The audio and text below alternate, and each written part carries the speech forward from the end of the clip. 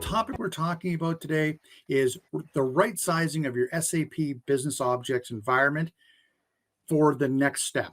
Now, the next step is going to be critically important in the deployment of anybody's business objects environment, whether it's an upgrade in the hardware, new additional BI use cases, or moving some things to a different environment altogether.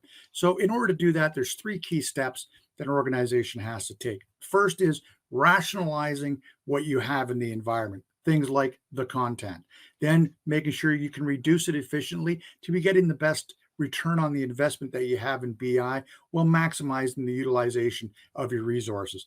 And the third is restructuring. That may be the infrastructure and the licenses to make sure that you're optimizing your sized environment for your needs.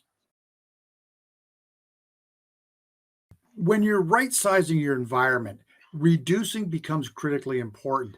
Fred, organizations are going to have content. Thankfully, they've had an idea. They've looked. They've rationalized what they've got.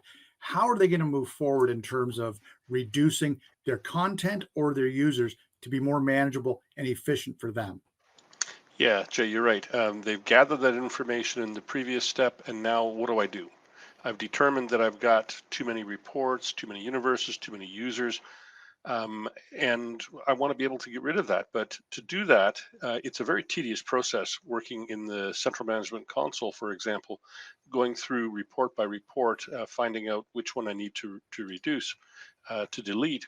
But what we can do is we can work with an automated cleanup solution. So the APOS storage center solution helps us to do an automated cleanup. So first of all, we're backing up our environment, getting the key things backed up, looking for any deltas, anything that has been changed since the last backup, and then analyzing when was this object last used in our system, and then telling our network repository where we're storing everything that we can get rid of things.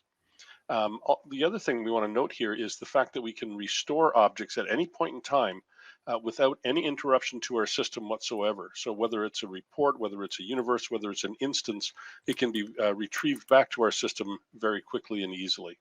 What we're showing on the screen right now is some scenarios that we've worked with clients that these are numbers, and this is a before and after, if you will. That's not uncommon for organizations. When they take the time, they do the rationalization of the content and the users, why they've got it, what they want to be moving forward with.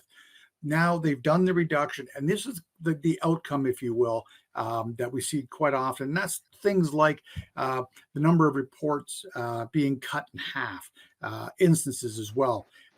Users losing a third of the users are reducing by a third, and a lot less groups, and half the total number of objects.